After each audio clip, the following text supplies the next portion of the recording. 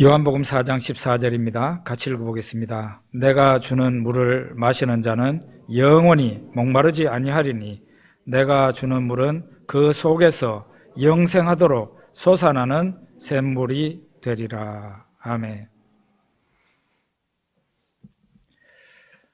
지금 지구촌 곳곳에서 이상기후 현상으로 말미암아 지구가 큰 탈이 났구나 하는 그런 징조를 보이고 있습니다. 얼마 전에 신문을 보니까 남극이 그 얼음덩어리의 세계 아닙니까? 거기가 30몇 도까지 올라갔다는 얘기를 듣고 제가 진짜 놀랐는데요.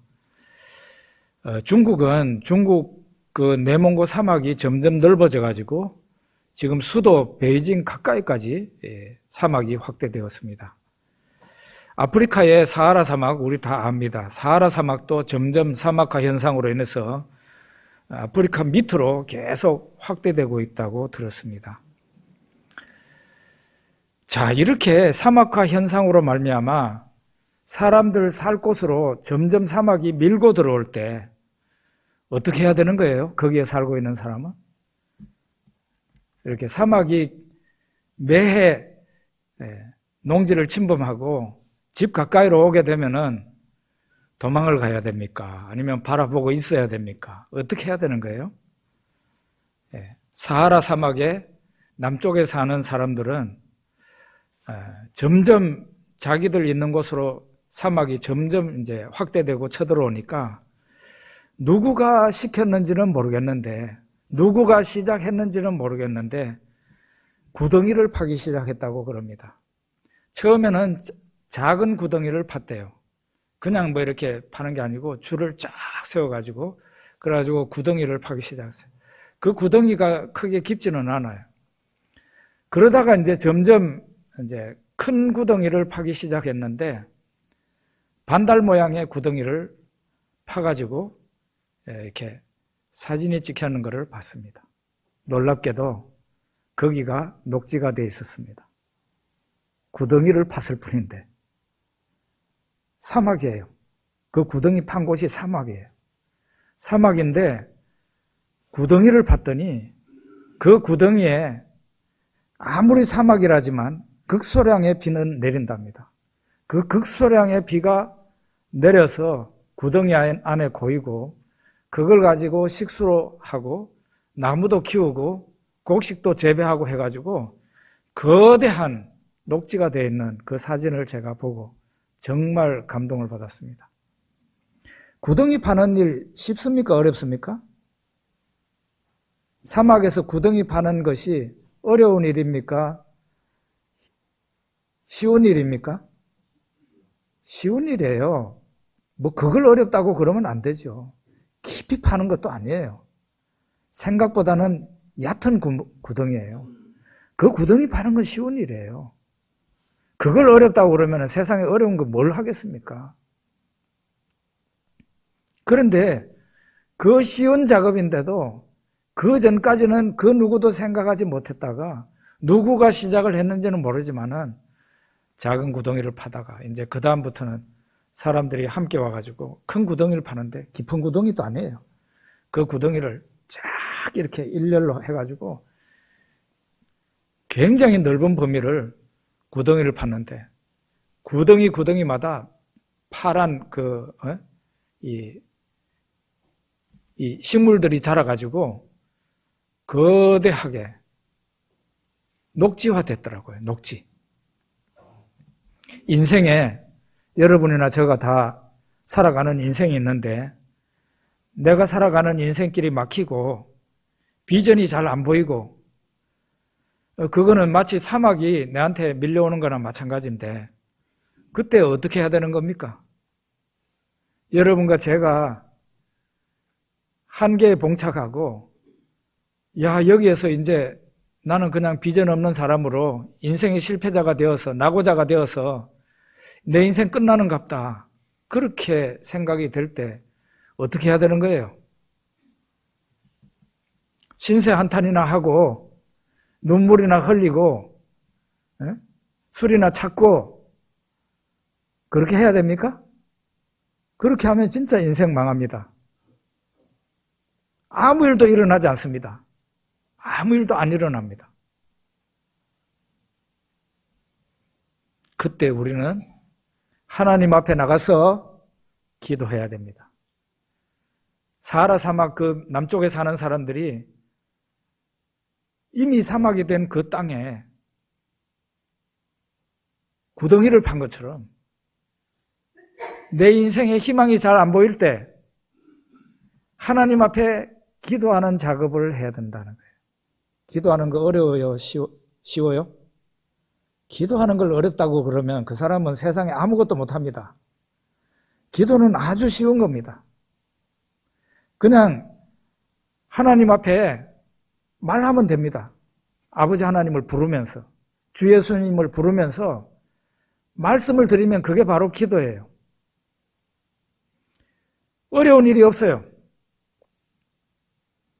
또 내 혼자 내 방에서 기도할 수도 있고, 좀 더 기도의 형식을 갖추고 싶고 내가 열심히 기도하고 싶으면 교회 저녁 기도회에 나와서 함께 기도하면 좋아요.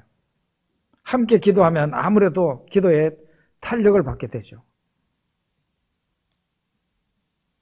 사막에 점점 사막화 현상으로 사막이 넓어져서 내 삶의 영역을 침범하는데 두려워하고 그렇게 있기보다는 사막에 구덩이를 파는, 사막에 구덩이를 판다고 뭐가 달라질까라고 생각을 할 수도 있어요. 내가 뭐 하나님 앞에 기도한다고 뭐가 달라지겠는가?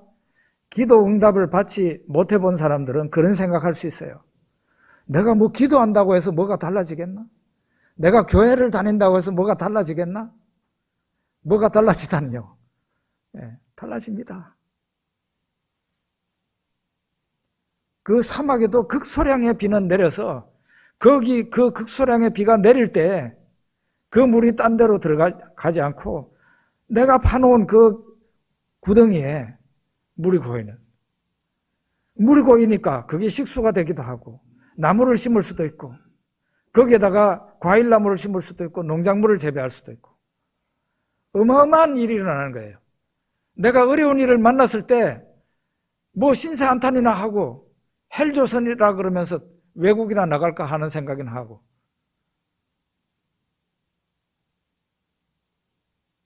그런데 제일 쉬운 작업, 오늘 주보 일면에 칼럼에 후안 카를로스 오르티즈 목사님이 말한 우리 그리스도인의 특권 뭡니까?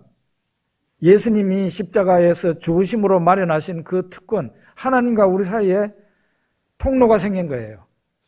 기도할 수 있는 특권이 우리에게 주어졌어요. 왜 그 기도하는 특권을 사용하지 않느냐 이 말이죠. 기도한다고 뭐가 달라질까 생각하지만 내가 기도한 그 기도의 웅덩이에, 곧 그 구덩이에 하나님의 은혜의 생수가 모이게 되고 하나님의 역사가 나타나게 되는 것입니다. 사마리아 우물가에서 예수님이 여인에게 말했어요. 10절 우리 같이 한번 읽어봅니다. 네가 만일 하나님의 선물과 또 네게 물을 좀 달라 하는 이가 누구인 줄 알았더라면 네가 그에게 구하였을 것이요 그가 생수를 네게 주었으리라. 네가 만일 하나님의 선물을 알았더라면, 네가 만약에 너에게 물을 좀 달라 하는 네가 누군 줄 알았더라면 너는 그에게 구했을 거라는 거죠. 그러면은 그는 너에게 생수를 주었으리라. 여인 앞에서 예수님이 그런 말씀을 하셨어요. 하나님의 선물, 네가 만약에 하나님의 선물을 알았더라면 나에게 구했을 거라는 거예요. 예수님에게 구했을 거라는 거죠. 오늘날 많은 사람들이 하나님의 선물을 모르고 살아갑니다. 이 세상에 살아가는 사람들이 하나님의 선물을 안다면은 그 사람들이 그냥 가만히 있지 않겠죠. 그 선물을 받으려고 안달을 내겠죠. 교회를 다니는데 교회를 다니면 당연히 하나님의 선물이 뭔지, 그 정체가 뭔지를 알아야 되는데 교회 다니는 사람들이, 많은 사람들이 하나님의 선물이 뭔지를 모르고 있습니다. 그런데 엄밀하게 말하자면 하나님의 선물을 머리로는 알아요. 논리적으로는 알아요. 이론적으로는 안다 이 말이에요. 그런데 실제로는 자기가 경험을 하나님의 은혜를 받아본 적이 없으니까 모르는 거나 마찬가지예요. 여러분 실제적인 무신론자라는 말을 들어보셨습니까?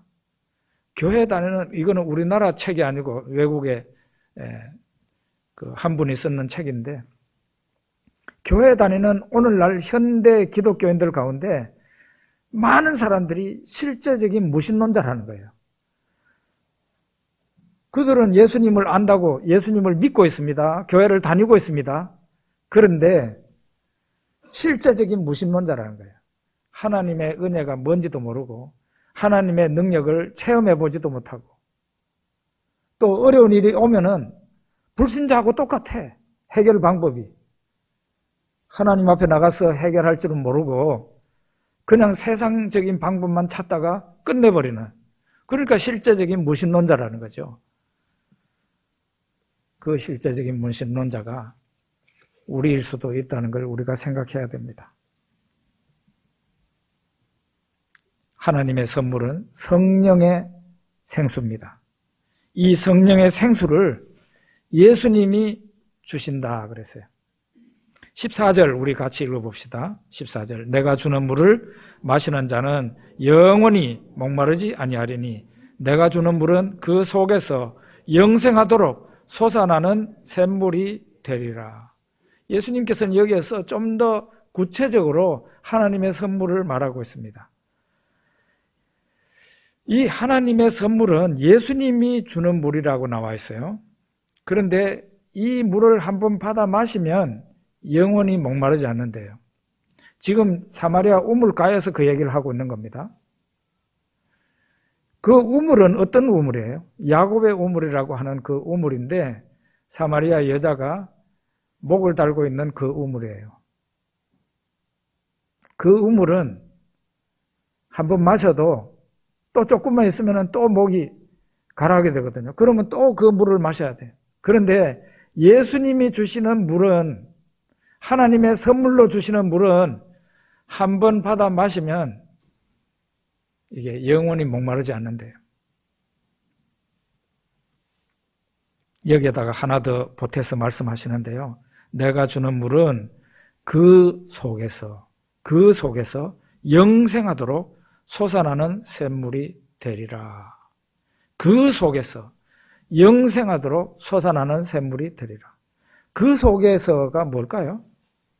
우리 개역 개정판 지금 우리가 사용하고 있는 이 성경에는 그 속에서라고 나와 있는데, 한글 여러분들 보통 다른 번역판도 이렇게 좀 보세요.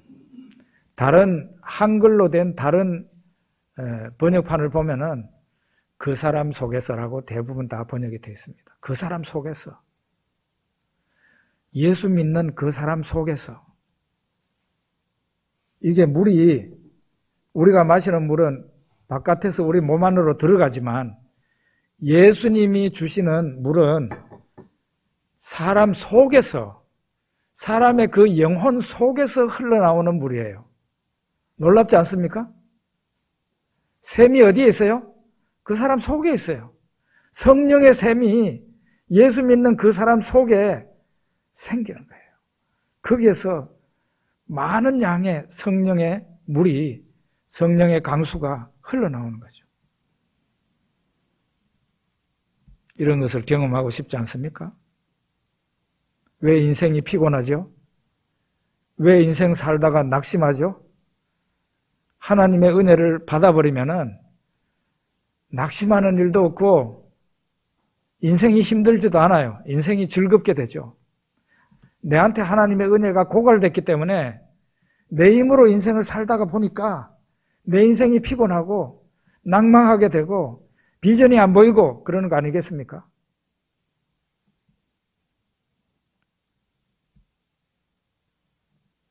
그런데 사람들이 이런 하나님의 선물, 하늘에서 내려오는 하나님이 주시는 선물을 모르고 땅에서 솟구치는 우물물만 사람들이 찾는 거죠. 여인이 바로 대표적인 사람이에요. 생전 처음 듣는 말을 예수님에게 들은 거예요. 여인은 이 땅에서 솟아오르는 그 우물물만이 물인 줄 알았는데 예수님에게 그 우물물이 아니고 하나님이 주시는 물이 있는데 하늘에서 내려주는 물이고 그 물은 놀랍게도 사람의 영혼 속에서 흘러나오는 물이라고 그랬어요. 영원히 목마르지 않는다 그랬어요. 이런 말을 하니까 여인이 자꾸 피해가는 다른 말을 했어요. 그러니까 예수님께서 그 여인에게 가서 너의 남편을 불러오라 이랬습니다. 그러자 여인이 대답합니다. 나는 남편이 없나이다. 그러니까 예수님이 또 말씀하십니다. 너의 말이 맞다. 너에게 남편 5이 있었고 지금 있는 자도 너의 남편이 아니다. 이렇게 말을 했어요. 그러니까 여인이 깜짝 놀라죠. 많은 목회자들이 이 부분에 대해서 이 사마리아 우물가에 예수님이 만난 이 여자를 음란한 여자라고 그냥 말해버립니다. 그런 식으로 설교하면, 그런 식으로 성경을 이해하면 진짜 이 요한복음 4장에서 진짜 핵심적인 부분을 놓치고 말아요.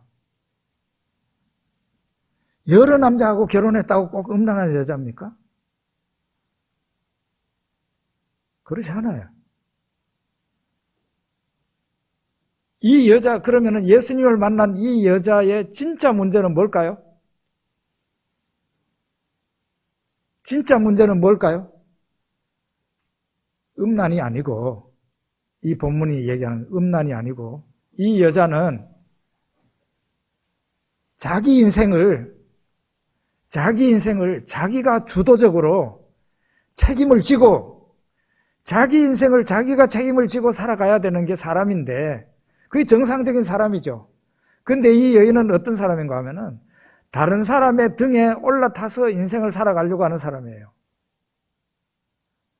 자기 인생을 자기가 주도적으로 살지 않고 항상 다른 사람을 의지해가지고 살려고 하는 사람입니다. 그래서 이 남자가 나를 행복하게 해주겠지. 이 남자하고 만나서 살면은 내 인생은 큰 걱정하지 않아도 되겠다 해가지고 결혼했을 거 아닙니까?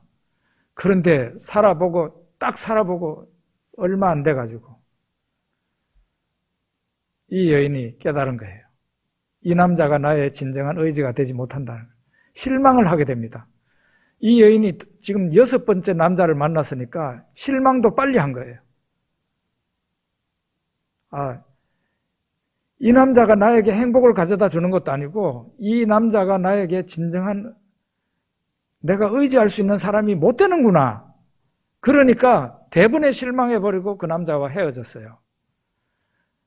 그런데 이 사람은 원래 의존적인 사람이라 또 다른 남자를 찾게 된 거예요. 정말 만날 때도 저 사람이 이제 내 인생을 좀 해결해 주겠지 했는데 그 남자도 역시 피조물인지라, 창조주 하나님이 아니잖아요. 피조물인지라 그 남자도 자기 인생을 허덕거리면서 살아가고 있는 사람이었어요. 여자를 진짜 도와줄 수 있는 사람이 되지를 못했어요. 그러니까 또 실망해서 헤어지고. 이런 사람은 예수님 안 만났으면 어떻게 됐겠습니까? 6번째 남자가 아니라 나중에 끝까지 자기 인생을 주도적으로 살지 못하고 자기 인생을 자기가 책임질 줄 모르고 다른 사람의 등에 올라타서 인생을 살려고 하는 그런 인생을 끝내버린다. 그런데 예수를 믿게 되면 어떤 일이 생깁니까? 이 여자가 변화가 된 것처럼 변화될 수 있어요. 자기 인생을 자기가 주도적으로 살 수 있어요. 하나님께 은혜를 받으면 아주 용감한 사람이 됩니다. 다른 사람 의지하지 않아요. 오히려 여러 사람을 먹여 살리는 사람이 될 수도 있죠. 능력을 받으니까. 마귀가 예수님을 데리고 높은 산으로 올라가서 천하만국과 그 영광을 보여주었습니다. 그리고 예수님을 유혹했습니다. 만일 내게 엎드려 경배하면 이 모든 것을 너에게 주리라. 마귀가 이런 식으로 예수님을 유혹한 것처럼 사람을 유혹합니다. 우리를 유혹해요. 그런데 사실은 세상 영광이 보기에는 그냥 눈이 뿅 갈 것 같지만 이 세상 영광은 연기와 같은 거예요. 연기.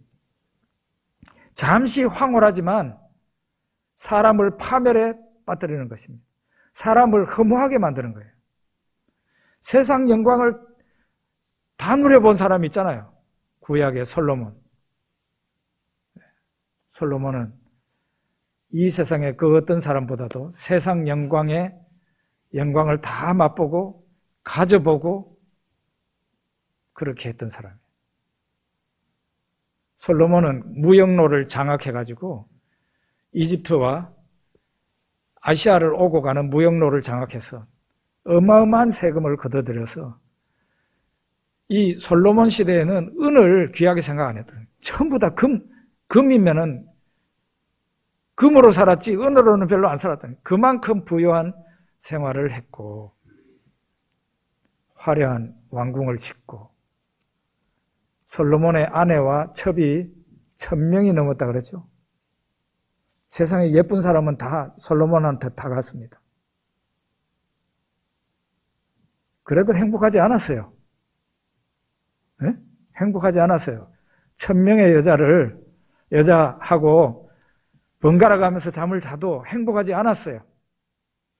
돈을 많이 가져도 행복하지 않았어요. 그 다음에는 막 동물원, 식물원을 만들어가지고 천하의 진귀한 것은 다 모아놓고 눈으로 즐기려고. 그런데 그것도 솔로몬 마음에 만족이 되질 않았어요. 근데 솔로몬은 굉장히 지식이 많고 지혜가 많은 사람이라 나중에는 책을 지었습니다. 솔로몬이 저자인 책이 성경에도 있죠.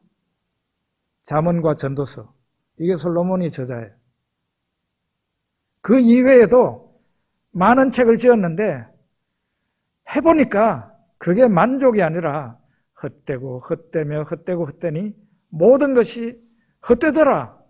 그게 솔로몬의 고백입니다. 많은 책을 짓는 것, 지식을 많이 가지는 것도 피곤하더라는 거죠. 번뇌가 많다는 거죠. 마음속에 막 지식이 많이 생기니까 이 머리가 막 고리복잡하더라는 거죠. 절대로 만족이 안 된다는 거예요.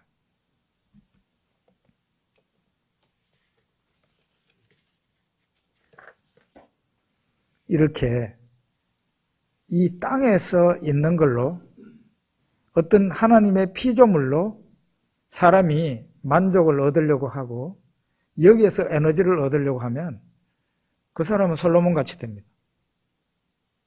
내 인생은 헛된 인생이었다라고 고백하면서 이 비관주의 인생론자가 되어버리는 거예요. 그런데 예수님이 우리에게 말씀하세요. 하나님의 선물이 있다고. 하나님이 주시는 선물은 그 사람 속에서 영원토록 솟구쳐 나오는 성령의 생수라고. 고린도전서 10장 1절에서 4절 같이 한번 읽어봅시다. 좀 긴데요. 형제들아, 나는 너희가 알지 못하기를 원하지 아니하노니 우리 조상들이 다 구름 안에 있고 바다 가운데로 지나며 모세에게 속하여 다 구름과 바다에서 세례를 받고 다 같은 신령한 음식을 먹으며 다 같은 신령한 음료를 마셨으니 이는 그들을 따르는 신령한 반석으로부터 마셨음에 그 반석은 곧 그리스도시라. 이스라엘 백성들이 출애굽에서 이제 홍해를 건너고 난 뒤에 사막을 걸어가게 되었습니다. 며칠 동안 물도 없이 사막을 걸어가니까 나중에 완전히 죽을 지경이 됐습니다. 그래서 모세한테 와가지고 항의를 하고 원망을 하죠. 그러니까 모세가 하나님 앞에 부르짖으니까 하나님이 호렙산에 한 바위를, 한 반석을 지시하셨어요. 저 반석으로 백성의 지도자들과 백성들을 데리고 가서 거기에 세워놓고 너의 그 지팡이로 반석을 치라 그랬어요.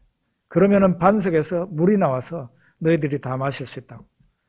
그래서 하나님께서 시키신 대로 모세가 백성의 지도자들과 백성들을 데리고 그 반석 가까이 세워놓고는 모세가 지팡이로 그 반석을 쳤습니다.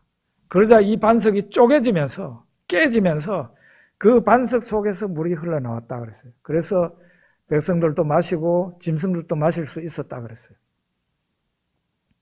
이와 같이 예수님께서 하나님의 아들이 이 세상에 오셔서 십자가에서 죽으실 때 그의 육체가 찢어진 거예요. 반석이 깨진 것처럼 예수 그리스도의 육체가 찢어지면서 그 예수 그리스도의 찢어진 육체 사이로, 다른 말로 예수님의 죽음으로부터, 십자가 죽음으로부터 성령의 생수가 흘러나오기 시작해요. 이 물이 모세와 이스라엘 백성들이 충분히 먹고도 남을 수 있는 그런 물이 흘러나온 것처럼 예수 그리스도께서 십자가에서 죽으심으로 말미암아 우리에게 내려주시는 그 성령의 은혜는 사실은 이 세상에 살고 있는 모든 사람들이 흡족하게 마시고도 남는 수량입니다. 단지 그런데 수량은 많으나 갈급한 사람만 마실 뿐입니다. 우물에서 나오는 물은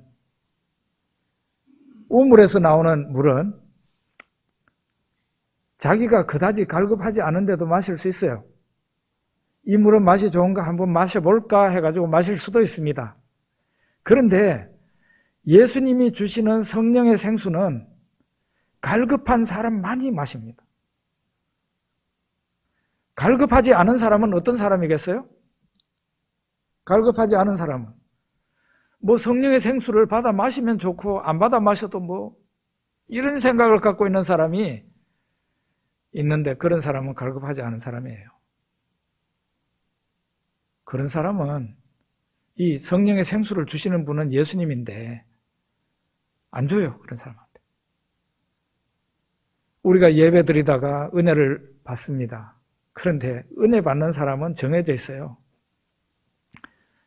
내가 아무런 준비도 안 돼 있었는데 어느 날 갑자기 은혜가 올 수도 있습니다만은 대부분의 사람들은 95%의 사람들은 이미 마음에 갈급한 영혼이에요.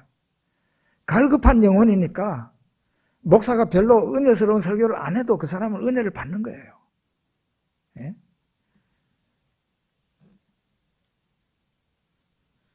그래서 요한복음 7장 37절에서 39절 예수님이 이렇게 말씀하십니다. 우리 같이 읽어보죠. 명절 끝날 곧 큰 날에 예수께서 서서 외쳐 이르시되 누구든지 목마르거든 내게로 와서 마시라.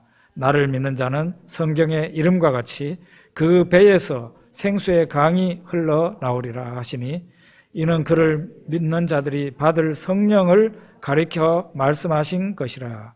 예수께서 아직 영광을 받지 아니하셨으므로 성령이 아직 그들에게 계시지 아니하시더라. 누구든지 이렇게 했어요. 아무나 오라는 거예요.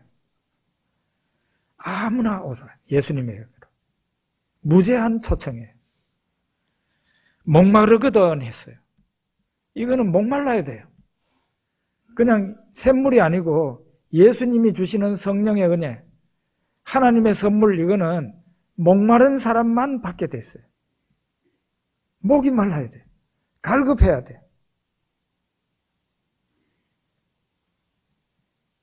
그리고 내게로 와서 우리에게 성령의 생수를 주신다는 분은 예수님이에요. 그가 하나님이시기 때문에 우리에게 성령의 생수를 주실 수 있는 겁니다. 예수님께서 우리를 위해서 우리에게 생수를 주시기 위해서 십자가에서 죽으셨고 그분은 하나님이시기 때문에 부활하셨고 승천하셔서 아버지 하나님께서 약속하셨던 그 성령을 아버지 하나님께로부터 받아서 오순절날 지상에 있는 교회에 내려주시고 오늘 우리에게 내려주시는 거예요. 성령을 내려주시는 주체는 예수님이에요. 예수님. 성령의 은혜, 하나님의 선물을 받고 싶은 사람은 어떻게 하면 돼요? 나를 구원하신 예수님 앞에 나가서 예수님에게 구하면 돼요. 하나님 아버지, 예수님, 내가 인생을 사는데 너무 피곤하고 힘들고 답답합니다. 내가 인간적으로 살아봤지만은 내 힘으로는 이제 더 이상 내 인생을 개척할 수 없습니다. 예수님 약속하신 성령의 생수를, 배에서 흘러나오게 한다는 그 성령의 생수를 저에게도 주셔서 저도 경험하고 영원히 목마르지 않는 자가 되게 해주십시오. 그렇게 기도하면 예수님께서 허락하신다 그랬어요. 누구든지 목마르거든 내게로 와서 마시라. 나를 믿는 자는 성경의 이름과 같이 이거는 마치 도장 찍는 거나 마찬가지예요. 성경의 이름과 같이 그 배에서 생수의 강이 흘러나오리라. 생수가 그냥 쩔쩔 흘러나온다는 정도가 아니고 생수의 강이라 그랬어요. 아주 풍성한 성령의 은혜가 그 사람 배에서, 그 사람 영혼에서 흘러나온다는 거예요.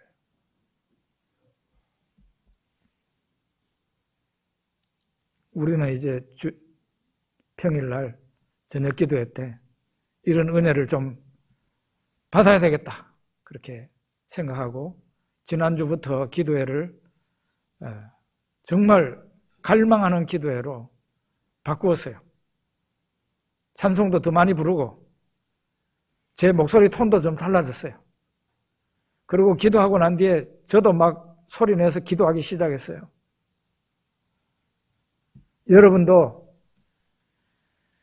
장작 하나가 되셔서 함께 은혜 받으시면 좋겠어요. 다른 사람이 은혜 받는 것도 보는 것도 참 즐겁지만 내가 은혜 받는 주인공이 된다는 것은 이거는 어마어마한 기쁨이고 영광이죠. 네. 여러분들이 저녁에 그냥 TV만 보고 있지 마시고 교회로 오십시오. 성령의 은혜를 충만히 받게 되면 그때부터 이 특별 기도에 평상시로 돌아가겠습니다. 한 달이 될지 10일이 될지 모르겠어요. 하나님이 은혜를 주시게 될 겁니다. 저는 반드시 하나님이 은혜를 주시게 되어 있다고 믿어요. 제가 이게 보통 확신으로 이런 설교하는지 아십니까? 우리 기도회를 이제 성령을 받기 위해서 기도회를 바꿉니다 하고 지난주에 제가 보통 확신으로 그런 얘기를 했겠어요? 저는 반드시 은혜를 받아야만 된다고 확신하고 있고 그렇게 된다고 믿고 있어요. 그러니까 여러분들한테 도전하는 겁니다. 예수를 믿는데도 교회를 다니는데도 왜 행복하지 않을까? 왜 우리에게 내가 교회를 다니고 예수를 믿는데도 왜 하나님의 역사가 나타나지 않는 것인가? 기도의 구덩이를 파지 않으니까 성령의 생수가 고이지를 않는 거예요. 모이지를 않아요. 왜 기도의 구덩이를 파지 않는 겁니까? 갈급하지 않으니까요. 갈급하지 않으니까.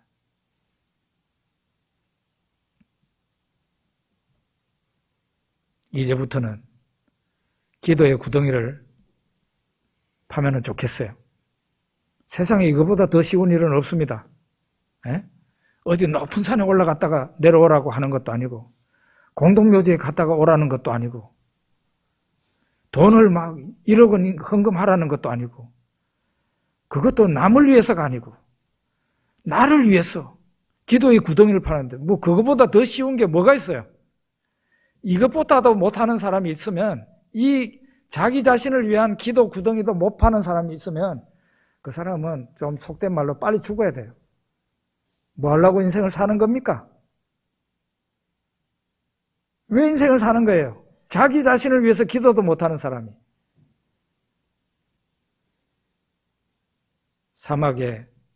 사막화 현상을 바라보고 좌절하고 낙심하고 야 이거 정말 큰일 났다고 그렇게 하면은 사막이 덮쳐버리고 끝나죠.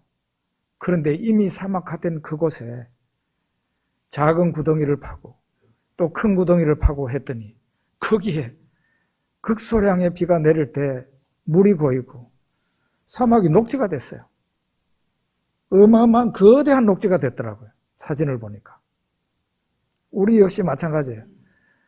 기도의 구덩이를 파면은 성령의 은혜가 그 구덩이에, 내가 기도한 그 구덩이에 임하게 되고 하나님의 역사가 그때부터 나타나서 내 인생이 녹지가 되는 겁니다. 내 인생에 행복이 들어오는 거예요. 여러분, 예수 믿는 게 뭐 별일인지 아십니까? 예수 믿는 사람은 뭐 평생 헌신만 하고 그렇게 사는 줄 알아요? 예수 믿는 사람에게 가장 좋은 것은 그 사람이 예수를 제대로 믿으면 행복하게 된다는 거예요. 내가 행복하면 다른 사람을 도와줄 수 있잖아요. 그겁니다. 그런 은혜가 여러분이나 저에게 꼭 임했으면 좋겠고 그렇게 돼야만 된다는 그런 확신이 생겨서 여러분들에게 이 말씀을 나눕니다. 기도하겠습니다.